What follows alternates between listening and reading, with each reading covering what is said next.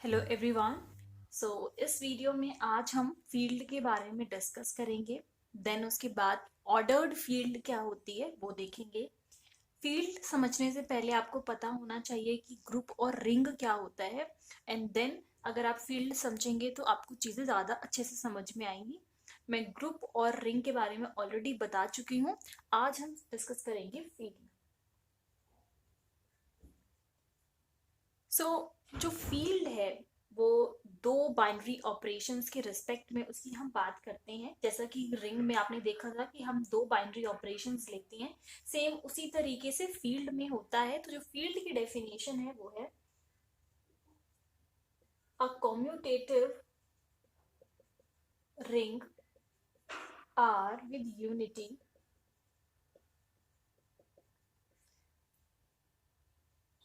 if every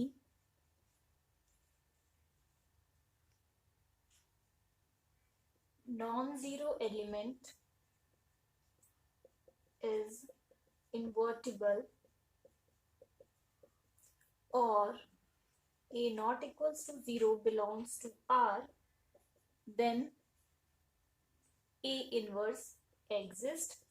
या फिर इसको हम बोल सकते हैं कि जो मल्टीप्लिकेटिव आइडेंटिटी है वो एग्जिस्ट करनी चाहिए, मल्टीप्लिकेटिव इनवर्स, सॉरी। ठीक है। सो ये हमारे पास होता है फील्ड। आप यहाँ पर देखेंगे रिंग लिखा हुआ है, मतलब रिंग की जितनी भी प्रॉपर्टीज हैं सबसे पहले तो फील्ड वो सेटिस्फाई करेगा। देन कम्यूटेटिव सेकेंड, रिंग में हमारे पास यहाँ पर 5 एडिशन की प्रॉपर्टीज हो गई, देन 3 मल्टीप्लीकेशन की प्रॉपर्टी हो गई, विच इज 8 प्रॉपर्टीज हमें यहाँ पर मिलेंगी। 1 प्रॉपर्टी कम्यूटेटिव की सेटिस्फाई होगी और एक प्रॉपर्टी यूनिटी की सेटिस्फाई होगी। 8 9 10। ओके। एंड एक प्रॉपर्टी इसमें जो एड एक्स्ट्रा है वो है मल्टीप्लिकेटिव इनवर्स। तो एक प्रॉपर्टी यहाँ पर हो गई, मतलब टोटल 8 9 10 11 कंडीशंस जो हैं वो सेटिस्फाई होती है। तो वो हमारा एल्जेब्रिक स्ट्रक्चर जो है वो फील्ड बन जाता है। अब हम देखेंगे ये 11 प्रॉपर्टीज क्या है। सबसे पहले मैं रिंग की प्रॉपर्टीज लिख लेती हूँ। तो रिंग की 8 जो प्रॉपर्टीज है वो कौन कौन सी हैं। सबसे पहले तो एडिशन के रिस्पेक्ट में है। एडिशन के रिस्पेक्ट में कौन कौन सी प्रॉपर्टीज हैं? Closure, associative, identity, inverse and commutative. ठीक है, ये तो हो गई हमारी विद रिस्पेक्ट टू एडिशन सारी प्रॉपर्टीज। सेकेंड, अगर हम मल्टीप्लीकेशन की बात करें तो उसमें सबसे पहला क्लोजर या फिर closed property, second associative and third is distributive. ठीक है, टोटल ये 8 प्रॉपर्टीज हो गई। सबसे पहले हम रिंग की बात कर लेते हैं। क्लोजर में क्या है कि अगर मैंने ए और बी दोनों फील्ड से लिया, जिस भी फील्ड की हम बात कर रहे हैं, तो ए प्लस बी भी उसी फील्ड में बिलोंग करना चाहिए। यहाँ पर एक एग्जाम्पल की बात करूं तो जो रिंग होता है हमारे पास with respect to these binary operations, वो एक फील्ड होता है। ठीक है, तो यहाँ पर इफ मैं ए और बी जो है वो आर रिंग रियल नंबर्स से ले रही हूँ, तो ए प्लस बी भी जो है वो रियल नंबर्स में बिलोंग करेगा। ये होती है क्लोज्ड प्रॉपर्टी। यहाँ पे क्लोज्ड है, लाइक ए और बी, यहाँ पर मैंने दो एलिमेंट्स लिए, तो इन दोनों का मल्टीप्लीकेशन जो होगा ए डॉट बी, वो हमारा रियल नंबर्स में बिलोंग करेगा। ठीक है, with respect to addition, with respect to multiplication. Associative में क्या होता है, इफ मैंने यहाँ पर 3 एलिमेंट्स ले लिए ए बी सी आर, ये हमारे बिलोंग कर रहे हैं आर से, रियल नंबर से। मैं यहाँ पर लिख देती हूँ, इफ ए बी सी हमारे रियल नंबर से बिलोंग कर रहे हैं, सो एसोसिएटिव प्रॉपर्टी में क्या होगा, या मैं ए प्लस बी अगर मैं इन दोनों को पहले ऐड कर लूँ या फिर बी प्लस सी को पहले ऐड कर लूँ, तो आंसर में कोई इफेक्ट नहीं पड़ेगा। मतलब मैं आगे पीछे इनके आगे पीछे भी अगर इनको ऐड करती हूँ तो भी आंसर जो है वो सेम होगा। ये हो गई हमारी associative property with respect to addition.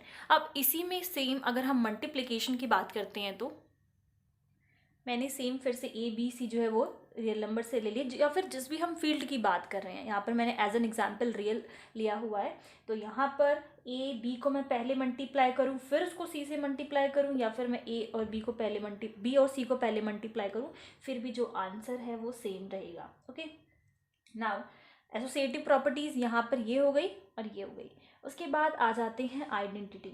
Identity with respect to जो एडिशन है वो होती है ज़ीरो।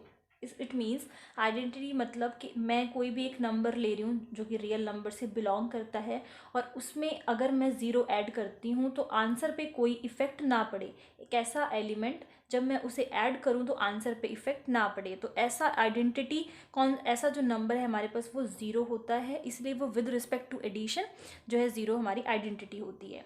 इफ़ मैं इसकी मल्टीप्लिकेशन में बात करूँ तो वो वन होता है, बट रिंग में वो अभी कंडीशन नहीं है, तो अभी हम उसकी बात नहीं करते। ओके, देन आ जाते हैं इनवर्स पे। इनवर्स लाइक इफ़ मैं ये ए ले लिया, बी जो है वो इनवर्स है, अगर जो मेरा आंसर है वो आइडेंटिटी आ जाए, यहाँ पर ई आ जाए, ठीक है, तो B will act like a inverse if मैं उसको ए पे ऑपरेट करती हूँ और मुझे यहाँ पर क्या मिल जाए, आइडेंटिटी मिल जाए। तो जैसे कि अभी हम एडिशन की बात कर रहे हैं, तो उस केस में आइडेंटिटी क्या होती है, ज़ीरो। सो ये ए हमारा वो एलिमेंट जो हमने आर से लिया है, और उसमें मैं यहाँ पर अभी एडिशन की बात कर रही हूँ तो मैं प्लस लगा देती हूँ, बी जो है वो हमारा इन्वर्स होगा, और this is equals to zero. तो मैं ऐसा b की क्या वैल्यू लूँ कि आंसर ज़ीरो आ जाए, मतलब मुझे आइडेंटिटी मिल जाए, तो वो क्या होगा, माइनस ए होगा। तो इस केस में हमारा जो इन्वर्स है, ए का इन्वर्स क्या होगा, माइनस ए, तो हमें आंसर ज़ीरो मिल जाएगा या फिर हमें आइडेंटिटी मिल जाएगा, तो वो हमारा होता है इन्वर्स। ठीक है, तो ये हो गया ए इन्वर्स। इफ़ मैं ए की बात कर रही हूँ तो ए इन्वर्स होगा, और you can say A plus B is equals to identity मिलना चाहिए विच इज़ ज़ीरो, तो ये हो जाएगा आपका इस केस में इन्वर्स। लास्ट जो है वो कॉम्यूटेटिव है, सो इसका मतलब यही है कि इफ़ मैं ए और बी, इसमें सिर्फ हम दो एलिमेंट्स की बात कर रहे हैं, वो हमारा आर से है, तो मैं ए और बी को पहले ऐड करूं या फिर बी को ए से ऐड करूं, एक ही बात है। ठीक है, तो ये प्रॉपर्टी हमारी होती है कॉम्यूटेटिव। हम सारी डिस्कस कर चुके हैं ऑलमोस्ट, सिर्फ एक डिस्ट्रीब्यूटिव प्रॉपर्टी लेफ्ट है। इस प्रॉपर्टी में क्या होता है, a into B plus C, so this will be equals to a into में b प्लस a इंटू में c, और you can say b plus C into में a है, so this will be b into में a plus c into में a, इस तरीके से। ठीक है, तो ये हो गई हमारी डिस्ट्रीब्यूटिव प्रॉपर्टीज़। अभी तक टोटल 8 प्रॉपर्टीज़ यहाँ तक हो चुकी हैं जो कि सारी रिंग की प्रॉपर्टीज़ हैं। तो अब जो मैंने डेफिनेशन लिखी है फील्ड की, उसमें मैंने लिखा है कॉम्यूटेटिव रिंग, तो रिंग की सारी प्रॉपर्टीज़ हो गई। थर्ड हमारे पास आ जाता है कॉम्यूटेटिव, और जो कॉम्यूटेटिव प्रॉपर्टी है आप देखेंगे already with respect to addition जो है वो होल्ड करता है। इसका मतलब ये जो थर्ड प्रॉपर्टी ऐड हुई है ये कॉम्यूटेटिव विद रिस्पेक्ट टू हम मल्टीप्लिकेशन के लिए करते हैं, विद रिस्पेक्ट टू मल्टीप्लिकेशन, इसमें ये प्रॉपर्टी नहीं थी।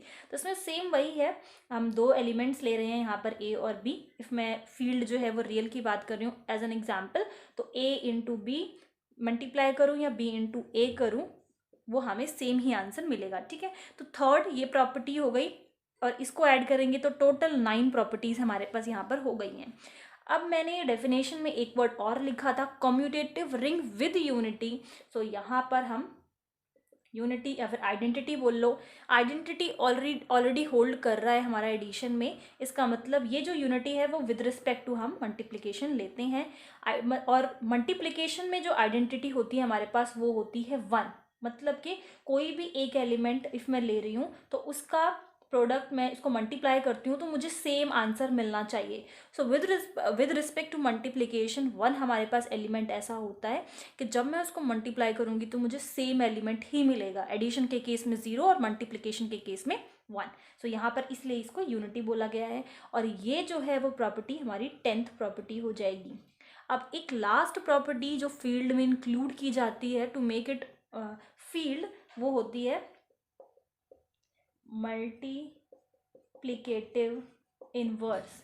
जैसा कि अभी हमने मल्टीप्लिकेटिव इनवर्स देखा एडिशन के केस में कि वो आइडेंटिटी बनना चाहिए कि हम क्या उसमें ऐसा ऐड करें कि वो आइडेंटिटी इक्वल आ जाए, तो सेम हमें उसका जो इन्वर्स है वो हमें करना पड़ता है। इफ़ 3 है सो -3 इफ़ हम इन्वर्स लेते हैं तभी वो 0 बनेगा, तभी वो आइडेंटिटी बनेगा। तो इस केस में भी सेम ऐसा होता है, a into B is equals to identity होता है। और सेम अब यहाँ पर आइडेंटिटी की हम बात कर रहे हैं और मल्टीप्लिकेशन के केस में 1 होता है। सो यहाँ पर इस a के साथ ये मेरा इन्वर्स होगा, b मेरा इन्वर्स है। यहाँ पर मैं क्या लूँ कि आंसर 1 आ जाए। सो इफ़ मैं a की बात कर रही हूँ so it should be 1/a, b should be 1/a in order to get 1। So ये कैंसिल हो जाएगा तो हमें 1 मिल जाएगा।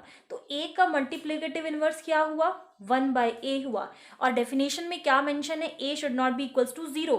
ये जो है 0 के इक्वल नहीं होना चाहिए, अदरवाइज 1/0 जो है वो डिफाइंड नहीं होगा। ठीक है, तो इन्वर्स मल्टीप्लिकेटिव इन्वर्स की अगर प्रॉपर्टी भी होल्ड कर जाती है, इसको इंक्लूड करेंगे तो 11 प्रॉपर्टीज टोटल हमारे पास हो गई। ये सारी प्रॉपर्टीज अगर होल्ड करती हैं तो हमारा अलजेब्रिक स्ट्रक्चर जो है वो फील्ड होता है। ठीक है, या इस केस में इफ मान लो a की वैल्यू है 4, तो मुझे इसका मल्टीप्लिकेटिव इन्वर्स निकालना है, तो वो क्या होगा, 1/4 होगा, तभी वो कैंसिल होके 1 बनेगा। सो आप a इन्वर्स बोल लो। इस केस में हम क्या लिख सकते हैं, a inverse is equals to identity बनता है। ठीक है, विद रिस्पेक्ट टू मल्टीप्लिकेशन। तो ये था हमारे पास फील्ड की डेफिनेशन, कौन कौन सी एग्जाम्स या कंडीशंस वो होल्ड करता है। अब कुछ एग्जाम्पल्स देख लेते हैं कि फील्ड कौन कौन से ऐसे अलजेब्रिक स्ट्रक्चर्स हैं जो फील्ड बनाते हैं। तो सबसे बेस्ट एग्जाम्पल हमारे पास रियल का है। With respect to these binary operations ये फील्ड बनाता है। एंड इफ मैं रैशनल नंबर्स की बात करूं तो with respect to both of these binary operations ये फील्ड बनाता है। ये दोनों तो फील्ड बनाते हैं, बट इफ़ मैं इंटीजर्स की बात करूं या फिर नेचुरल नंबर्स की बात करूं तो वो फील्ड हमारे नहीं होते। सो ये दोनों एग्जाम्पल्स ऐसे हैं, आपको पता होनी चाहिए कि जो ये इंटीजर्स हैं या फिर नेचुरल नंबर्स हैं वो फील्ड नहीं बनाते। आप प्रॉपर्टीज़, इनकी जो ये सारी प्रॉपर्टीज़ हैं उनमें से कुछ प्रॉपर्टीज़ जो है वो होल्ड नहीं करता, तो आप जो है चेक कर सकते हैं। इन दोनों में सारी प्रॉपर्टीज़ होल्ड होंगी बट इन दोनों में नहीं होंगी। नाउ अब हम डिस्कस करेंगे कि ऑर्डर्ड फील्ड क्या होती है। ऑर्डर्ड फील्ड, तो यहाँ पर भी कुछ कंडीशंस हैं जो सेटिस्फाई इफ होगा तो उस फील्ड को हम ऑर्डर्ड फील्ड कह देंगे। तो पहली जो कंडीशन है दैट इज ट्राइकोटॉमी लॉ, जो कि बहुत सिंपल सा लॉ है। यहाँ पर इफ़ मैं a एंड b, मैंने दो नंबर ऐसे ले लिए जो रियल नंबर से बिलोंग कर रहे हैं, तो इनका जो रिलेशन है वो कुछ इस तरीके से होना चाहिए, या तो a बड़ा हो या तो b बड़ा हो या फिर ये दोनों नंबर्स आपस में इक्वल हों, विच इज़ एग्जैक्टली ऑब्वियस चीज़ है यहाँ पर। ठीक है, तो पहली प्रॉपर्टी ये होती है ट्राइकोटॉमी लॉ। सेकेंड प्रॉपर्टी होती है ट्रांजिटिव लॉ। इस केस में क्या है, a इफ हम सपोज कर लेते हैं कि b से बड़ा है एंड b जो है वो c से बड़ा है, सो दिस इम्प्लाइज दैट कि a जो होगा वो c से बड़ा होगा। इफ a b से बड़ा है और b जो है वो c से बड़ा है तो बहुत ऑब्वियसली जो है होगा वो a जो है वो c से बड़ा होगा। यहाँ पर a b c तीनों हमारे रियल नंबर से बिलोंग कर रहे हैं। नेक्स्ट है थर्ड, जो ऑर्डर्ड फील्ड के लिए कंडीशन सेटिस्फाई होनी चाहिए, ऑर्डर फॉर एडिशन। और इसमें क्या है, इफ हमारे पास a जो है वो b से बड़ा है, so this implies that if मैं दोनों साइड कोई नंबर c जो है वो ऐड कर दूं तो स्टिल ये पोर्शन होगा a प्लस सी होगा वो बड़ा होगा, जो कि बहुत ऑब्वियस है क्योंकि सेम क्वांटिटी दोनों में ही ऐड कर रहे हैं और a यहाँ पर बड़ा था इस केस में। सो ये जो साइड है लेफ्ट हैंड साइड वो बड़ा होगा, where a b and c belongs to real numbers. तो ये अब next last order for multiplication, और इसमें क्या है कि इफ a जो है वो b से बड़ा है एंड c जो है वो 0 से बड़ा है, ठीक है, कोई भी एक नंबर जो 0 से बड़ा है, so this implies that AC will be greater than BC। ठीक है, इफ मैं वही सेम नंबर इन दोनों में मल्टीप्लाई कर दूं और यहाँ पर a बड़ा है तो ये जो नंबर होगा वो बड़ा बनेगा। ठीक है, तो ये कंडीशंस हैं ऑर्डर्ड फील्ड की। और यहाँ पर अब हम कुछ एग्जांपल्स डिस्कस कर लेते हैं। तो ये ये चारों कंडीशंस अगर होल्ड होती हैं तो एक फील्ड जो है वो ऑर्डर्ड फील्ड बनेगी। इसका मतलब if a field satisfies, ordered field के लिए फील्ड की जितनी प्रॉपर्टीज अभी तक हमने डिस्कस की वो भी सेटिस्फाई होनी चाहिए, एंड देन वो फील्ड तो हो गया। अब ये चार प्रॉपर्टीज सेटिस्फाई होती हैं तो उस फील्ड को हम ऑर्डर्ड फील्ड बोल देंगे, satisfies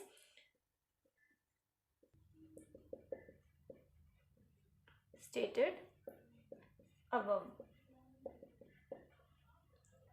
then it is called ordered field. Now some examples. Q जो रैशनल नंबर्स होते हैं वो एक ऑर्डर्ड फील्ड होती है हमारे पास। देन सेकेंड एग्जाम्पल्स जो रियल नंबर्स होते हैं, द सिस्टम आर जो है with respect to the binary operations, positive addition and multiplication, वो एक ऑर्डर्ड फील्ड होती है। देन कॉम्प्लेक्स नंबर्स जो होते हैं वो ऑर्डर्ड फील्ड नहीं होती। आई होप ये सारी चीज़ें क्लियर हैं। इफ़ कोई डाउट है तो आप लोग मुझसे पूछ सकते हो, एंड थैंक यू।